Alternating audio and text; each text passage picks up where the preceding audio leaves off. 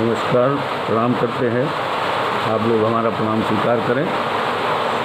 सभी बड़े और छोटे जो भी है, जो भी हमारे सम्माननीय हैं, उनको सुनने वाले हैं, देखने वाले हैं, सभी हमारा प्रणाम स्वीकार करें।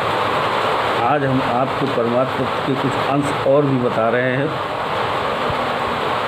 जिन्हें आप सहज स्वीकार करें। हिंदी वर्णमाला में स्वर और व्यंजनों का दर्शन पाते हैं। स्वर में मात्राएं होती हैं और व्यंजन में अक्षर होते हैं। इन स्वर और व्यंजन के माध्यम से हम परमात्म तत्व को कैसे समझें, इस पर विचार करने की आवश्यकता है। तो आप सभी लोग यदि हमसे जुड़ रहे हैं तो हमारे द्वारा प्रस्तुत हम जो तत्व प्रस्तुत करना चाहते हैं, मूल तत्व, उनको आप स्वीकार करें और सहज से स्वीकार, मन से, आत्मा से। हवा में कोई चीज़ मत उड़ने दें, ये बहुत महत्वपूर्ण तत्व है। इनको स्वीकार करना ही आपको चाहिए। छोटा आ, बड़ा आ, छोटी ई, बड़ी ई, छोटा ऊ, बड़ा ऊ, री, ए, ऐ, ओ, औ, अन, आहा। इन स्वरों को हम आत्मसात कैसे करें, एक विधा है, हम आपसे साझा करना चाहते हैं। और आप लोग उसे सहज स्वीकार करें। आत्मकल्याण के मूल तत्व देर अबेर यदि हम आत्मसात कर पाए तो हम सभी का कल्याण हो सकता है। तो हम प्रयास करने में क्यों पीछे रहें, प्रयास करना चाहिए। अक्षरों के माध्यम से आपको जो मूल तत्व है उनका प्रेषण मेरे द्वारा हो रहा है। आप ध्यान दें, बहुत ध्यान दें, आत्मसात करें। अथ छोटा, अथ आदि अंत इंद्री विग्रह। अक्षरों का आप ध्यान देते रहिए। अथ आदि अंत इंद्री विग्रह, छोटी तक का हो गया। ई बड़ी, ईश्वर उच्च ऊर्ध्वधारी है। ये ईश्वर उच्च ऊर्ध्वधारी। और ए में आइए। एको ब्रह्म और नहीं ऐसा, एको ब्रह्म और नहीं ऐसा। और ओ में आ जाइए। ए ऐ में आ गए, ओ में आइए। ओंकार में औरस अंग अहंकारी है, अहंकारी। अब आहा क्या है कि आहा आश्चर्यपूर्ण तथ्य है। आहा आहा आश्चर्यपूर्ण तथ्य है। री ऋषियों मुनियों का पावन भूमंडल। री जो की है, री ऋषियों मुनियों का पावन भूमंडल। एक रा होता है टेढ़ा, जो ग्रह लिखने में पाई लगाई जाती है, उसका क्या अर्थ है? ग्रह नक्षत्र और चौघड़ियाँ। एक टेढ़ा रा होता है, ताकि तरीके से लगाया जाता है। ग्रह घृणा और शुभ स्वर मंडल, ग्रह घृणा और शुभ शुभ मंडल। अब इन मात्राओं का जो स्वर है, उनके माध्यम से तो व्यंजना मैं कर पा रहा हूँ।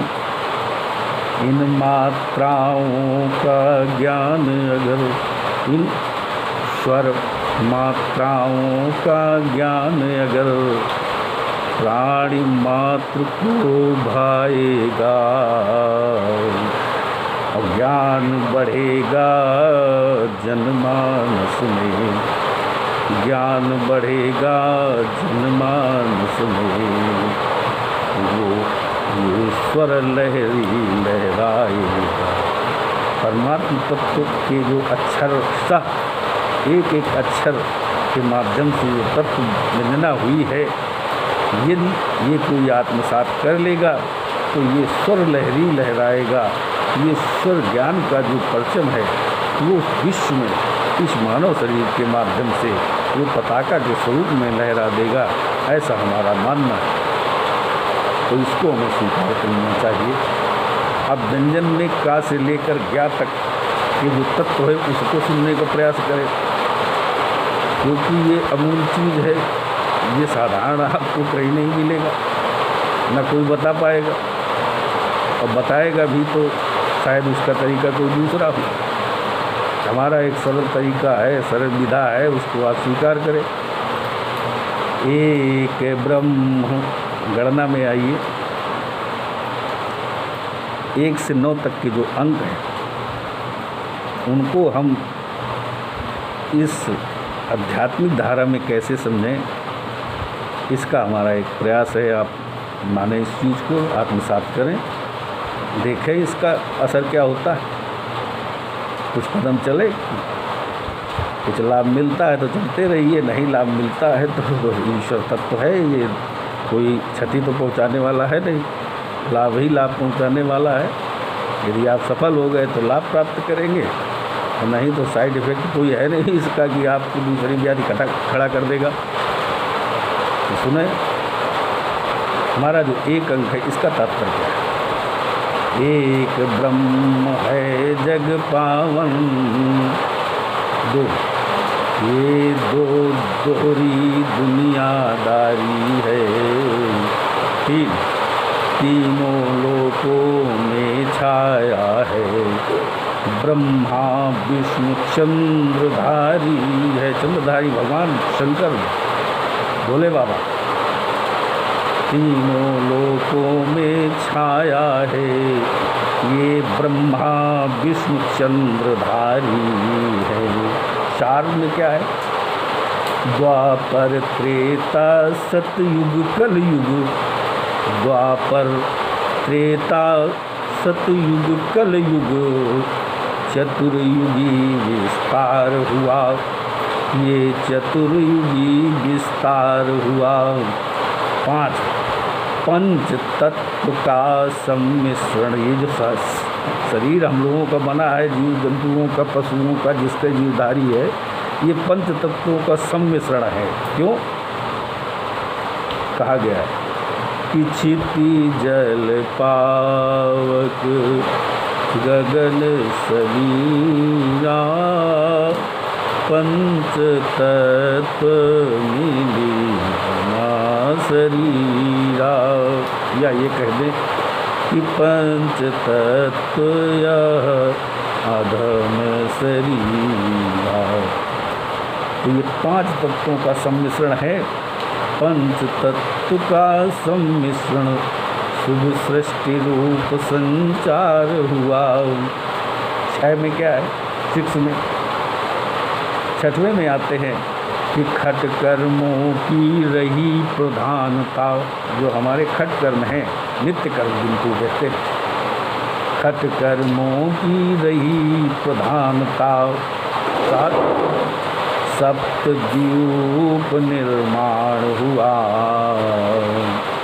8 अष्टांग योग की परिभाषा, भक्ति रूप निर्माण हुआ। ये भक्ति रूप निर्माण हुआ। अब अंतिम अंक आता है 9। नवधा भक्ति प्रबलता लाई, नवधा भक्ति प्रबलता लाई। ये भक्ति मार्ग परिपूर्ण हुआ, ये भक्ति मार्ग परिपूर्ण हुआ। शून्य रूप संसार व्याप्त है, ब्रह्मांड भी शून्य रूप है, संसार भी शून्य रूप है, हमारी वसुधा भी शून्य रूप है। क्योंकि कहा गया है कि हमारी जो माता वसुधा है, वो धरती माता, वो नारंगी की तरीके से गोल है। जब अंतरिक्ष का इससे दर्शन करते हैं तो ये हमारी पृथ्वी नारंगी की तरह गोल आकाश में आता है। इसलिए कहते हैं कि शून्य रूप संसार व्याप्त है, शून्य चक्र में योग किया। योग का अंतिम चक्र है शून्य चक्र। ये जो योग की साधना है, ये आधार चक्र से जब योग उठता है तो मूल तत्व में आता है, मूलाधार में आता है। मूलाधार के बाद उदर चक्र में आता है, उदर चक्र के बाद हृदय चक्र में आता है, हृदय चक्र के बाद कंठ चक्र में आता है, कंठ चक्र के बाद आज्ञा चक्र में आता है और अंतिम चक्र स्थिति शून्य चक्र की है, जहाँ पहुंचकर ये ब्रह्म ज्ञान प्रदान करता है। इसलिए कहा गया कि शून्य रूप संसार व्याप्त है, शून्य चक्र में योग किया और अंकों की गणना में मानो, इन अंकों की गणना में मानो, जब सिद्ध योग पा जाएगा। तब क्या होगा? करके प्रयास अंतिम सांसों तक, करके प्रयास अंतिम सांसों तक परम धाम को जाएगा, ये परम धाम को जाएगा। अंकों की गणना में मानो, जब सिद्ध योग पा जाएगा, तो करके प्रयास अंतिम सांसों तक परम धाम को पाएगा। हाँ, परम धाम को पाएगा। इसलिए कहते हैं इन तत्वों को चाहे हम स्वरों के माध्यम से समझें, चाहे अंकों के माध्यम से समझें, ये अध्यात्म के मूल तत्व हैं। इनमें हमें अपना आत्मिक योग बल लगाना चाहिए, उसको आत्मसात करना चाहिए।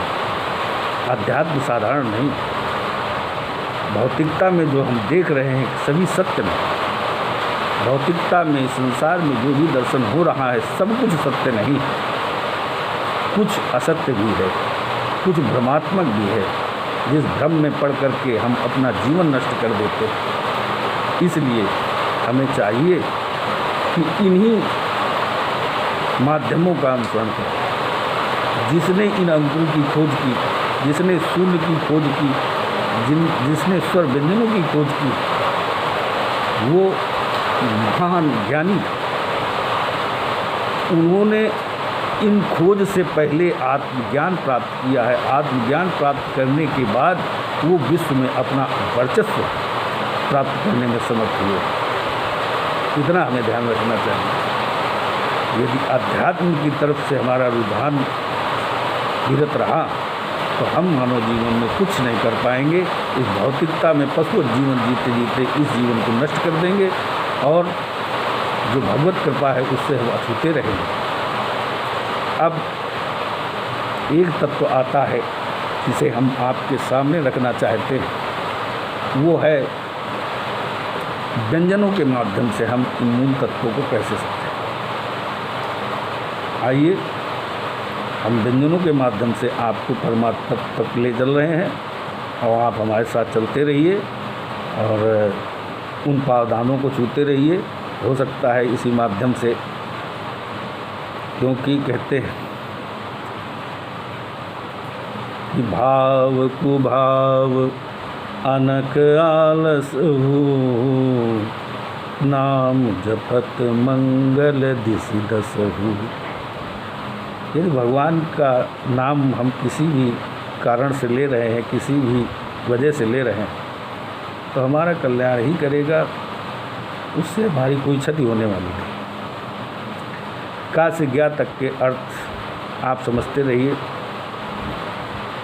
का से कर्म, कर्म ज्ञान का खा क्या है? खल विध्वंसक। कर्म ज्ञान दुष्टों का नाश करने वाला, खल विध्वंसक का गहन विचार तत्व ज्ञानी, गहन विचार गंभीर विचार करने वाला, गहन विचार तत्व ज्ञानी। घा घन व्योम तलक हो घमासान, घा घन मीन्स बादल, घन व्योम तलक हो घमासान। अंगा, अंगा को क्या कहेंगे? अंगा संरक्षक है विज्ञानी, ये संरक्षक है विज्ञानी। का से अंगा तक हम पहुँचे, आगे चलिए। चा चंचल मन छा छल में रमे नहीं, जा जल गंगा का पावन होगा। और झा झंडे से क्या, झा से क्या कहेंगे कि झंझावातों से टकरा कर, झंझावातों से टकरा कर। इया मध्य मृत्युंजय होगा। इया का जो मूल अर्थ है, माँ भगवान भोले बाबा का एक नाम है मृत्युंजय, वहाँ इया का पूर्ण प्रयोग है, आधा और पूरा दोनों प्रयोग। जब मृत्युंजय आप लिखेंगे तो इया का प्रयोग जो है आधा भी होगा और पूरा भी होगा। इया मध्य मृत्युंजय होगा। आगे के स्वर जो आते हैं, ता क्या है? टल न सकेगी गति विधना की। ता ये बताता है कि जो भौतव्यता है वो होके रहेगी। टल न सकेगी गति विधना की। ठा ठगनी माया से ठगे गए। क्यों?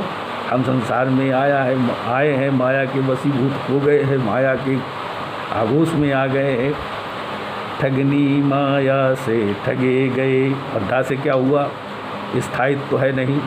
डगमग जो डोल रहे, या मर्यादा से ढके गए। ढा से कि मर्यादा से हम लोग ढके गए हैं, फिर भी हम मर्यादा का पालन नहीं कर रहे हैं, हमारे मर्यादित जीवन जी रहे हैं। अब अड़ा क्या है? अड़ा विश्राम का है विराम। अड़ा का मतलब क्या? अड़ा विश्राम का है विराम। दोहरा प्रयोग में आता है। अड़ा आंगल भाषा में देखा जाए तो एन से अड़ा होता है, यन से अंगा होता है, यन से इया होती। इसी तरीके से अड़ा का प्रयोग हिंदी वर्णमाला में कई दृष्टिकोण से प्रयोग होता है। दोहरा प्रयोग में आता है। ता क्या है? तर जाते प्राणी भवसागर से। ता का तात्पर्य है कि यदि यहाँ आए हैं तो इस जीवन को हम तरण तारण की योग ले जाएं, तरण तारण हो जाए। इसलिए ता जो वर्ण है वो हमसे कहता है कि आप अपने कर्मों को ऐसा बना लीजिए, अपने जीवन की विधा को इस तरीके का बना लीजिए कि बार बार आपको 84 लाख योनियों में ना आना पड़े और आपका तरण तारण हो जाए। तर जाते प्राणी भवसागर से। और था क्या है? थमता है ध्यान लग जाता है। जब हम तरण तारण की तरफ से भगवत चरण में जाने का प्रयास कर लेंगे तो हमारा ध्यान केंद्रित हो जाएगा और हम भगवत कृपा के सन्निकट पहुंचने में समर्थ होंगे। थमता है ध्यान लग जाता है। दा क्या है? दारिद दुख निज कर्मों से। जब उल्टे सीधे कर्म करते हैं तो हम दरिद्री हो जाते हैं। दारिद दुख निज कर्मों से ये प्राणी पाते रहते हैं, ये प्राणी पाते रहते हैं। धा क्या है? धधक रही है ज्वालाएं, नर नारी जलते रहते हैं, नर नारी जलते रहते हैं। अम्मा क्या है? धा हो गया और ना से हो गया हमारे जीवन में जो है नर नारी है, ये सब माया के वशीभूत होकर कीट पतंगों की भांति, जैसे कीट पतंगे होते हैं दीपक की लौ में लौ लगाते हैं, उसी के चारों तो मड़राते रहते हैं, पंख सब जला लेते हैं, खुद जल करके मर जाते हैं। तो अब पा शब्द आता है कि पाप पूर्ण निज कर्मों से फलदायी भी होता है, ये फलदायी भी होता है। बह गया प्राणी यदि कोई तो भक्ति मूल भी खोता है, वो भक्ति मूल भी खोता है। माँ से क्या है कि माया का माया जाल प्रबल, ये माया का माया जाल प्रबल, या यज्ञ होम से कट जाता। यदि हम आध्यात्मिक हैं, भगवत चरण के मूल तत्वों के ज्ञाता हैं, उनके मर्म को जानते हैं, तो भावी उमेट सके त्रिपुरारी। भगवान भोले बाबा शंकर में इतनी सामर्थ्य है कि वो यदि दुर्भाग्य भी है तो सौभाग्य में बदल सकते हैं। इसलिए परमात्मा के शरण में जाने से हमारा कल्याण ही होगा। तो माया का माया जाल प्रबल, यज्ञ होम से कट जाता है, यज्ञ होम से कट जाता है। राग क्या है? रम जाता ललित कलाओं में मन, मन रम जाता ललित कलाओं में। ललित कलाएं क्या है? ललित कलाएं विलासिता नहीं, ललित कलाएं हैं वो जो कि मन को, आत्मा को अपने आराध्य के चरणों में खींच के ले जाए, वो कला ललित कलाओं में आती है। तो ललित कलाएं रम जाता ललित कलाओं में मन, मन रम जाता ललित कलाओं में। वाह वश में प्रभु को भी कर पाता, वश में प्रभु को भी कर पाता। जो प्रभु शरण में है जाता, जो प्रभु शरण में है जाता। अब वह तक आपको हम अपने साथ ले आए हैं। आगे सा में आता है, तो सा में बहुत महत्वपूर्ण तथ्य आता है कि समन हो रहा कष्टों का। यदि हम अध्यात्म में रहेंगे तो हमारे कष्टों का समन होगा। समन हो रहा कष्टों का, खासे खटकोण जो होता है, खड़ यंत्र सभी मिट जाते हैं, खड़ यंत्र सभी मिट जाते हैं। सा सरवता वाला सा जो होता है, सपने सारे साकार हुए, सपने सारे साकार हुए। हाँ हल सभी प्रश्न हो जाते हैं। जितने मानव जीवन के प्रश्न हैं, यदि इस व्यंजन ज्ञान को हम प्राप्त कर गए तो सारे प्रश्नों का उत्तर इसी जीवन में, इसी व्यंजना से आपको मिल जाएंगे। हल सभी प्रश्न हो जाते हैं। छा से छत्री जो होता है, इसका क्या मूल धर्म है कि छात्र धर्म साकार हो रहा। छात्र धर्म क्या है? छात्र धर्म क्षत्रिय धर्म से मतलब नहीं है। छात्र धर्म पुरुषार्थ धर्म से मतलब है कि हम समाज में रह कर के एक दूसरे का कितना सहयोग कर पाएँ, कि कौन हमारे व्यवहार से सुरक्षित रहे, वो अपने आप को हमारे माध्यम से सुरक्षित समझे, उसके सामने आने वाले घटक जो है विनाशक, वो उससे दूर रहे। ये है हमारा छात्र धर्म। छात्र धर्म साकार हुआ। त्रा से त्रिशूल में क्या अर्थ है कि त्राण प्राण मिल समिट गया। जब आत्मज्ञान हो गया तो तरण तारण हो गया, भगवत शरण मिल गई, सब कुछ समेट करके भगवान के चरणों में समर्पित हो गया। और क्या चाहिए? ज्ञा का क्या तात्पर्य है? ज्ञान ध्यान की मूल आसरा। ज्ञान ध्यान और मूल आसरा निज स्वाभिमान आधार बन गया, निज स्वाभिमान आधार बन गया। अहंकार के वशीभूत हम अपने आपको स्वाभिमानी समझे तो ये हमारी भूल है। लेकिन जब हम तत्वज्ञानी हो गए, हम अध्यात्म के बारे में जानने लगे, तो वो एक गौरव है हमारा। निज स्वाभिमान आधार बन गया। इसलिए हमारा कहना है व्यंजन जनमानस मराल। इस संपूर्ण व्यंजना को हम क्या संज्ञा देंगे? व्यंजन जनमानस मराल। ज्ञान पुंज यह फुलवारी, ये ज्ञान पुंज है फुलवारी। संसार सिंधु है भवसागर, संसार सिंधु है भवसागर। तर जाते हैं सब नर नारी, तर जाते हैं सब नर नारी। तो आज हमने आपको स्वरों के माध्यम से अध्यात्म में प्रवेश कराया है, अंकों के ज्ञान के माध्यम से आपको परमात्म तत्व में भगवत भक्ति में प्रवेश कराने का प्रयास किया है। और जो व्यंजन मराल कहा गया है, व्यंजन को मानस मराल कहा गया। मानस इस मनुष्य जीवन का राजहंस जो है, मानस मराल ज्ञान पुंज है फुलवारी। ये ज्ञान पुंज है फुलवारी, संसार सिंधु है भव सागर, तर जाते हैं सब नर नारी, तर जाते हैं सब नर नारी। तो हम चाहेंगे कि आप अपने आप को, अपने जीवन को इस तरीके से मोड़ दें, ऐसे डाइवर्ट करें कि भगवत शरण आपको मिल जाए, आप ईश्वर के हो जाएं, संसार की नारकीय जीवन से आप विरत हों, आपको भगवत प्रेम मिले और उससे आप संतुष्ट हों, ये हम चाहेंगे। और इसी के माध्यम से चाहेंगे कि आप लोग स्वस्थ रहें, सुंदर रहें, अपने विचारों को सुंदर रखें, परोपकारी बने, दूसरों का हित चाहें, और यही मूल तत्व है। इसके अलावा संसार में कुछ नहीं। पशुवत जीवन सभी जी रहे, मनमानी सभी कर रहे हैं, मार्ग सुई जाकूं जुई भावा, पंडित सुई जो गाल बजावा। जिसको जो अच्छा लग रहा है वो कर ही रहा है।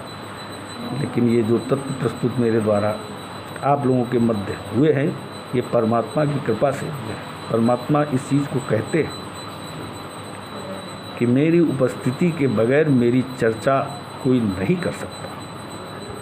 किसी में इतनी सामर्थ्य नहीं है कि हमारी अनुपस्थिति में वो मेरी चर्चा करे, असंभव। इसलिए आप प्रभु वाणी समझ करके इसे आत्मसात करें। हमारा आपसे सादर निवेदन, कोई चीज़ अन्यथा लेने की जरूरत नहीं। आप मूल रूप से अपने जीवन को सफल करें, हम सभी अपने जीवन को सफल करें, यही हमारा अनुरोध है, यही हम चाहते हैं। इसके अलावा हमारी कोई दूसरी आशा नहीं। सादर प्रणाम, स्वीकार करें।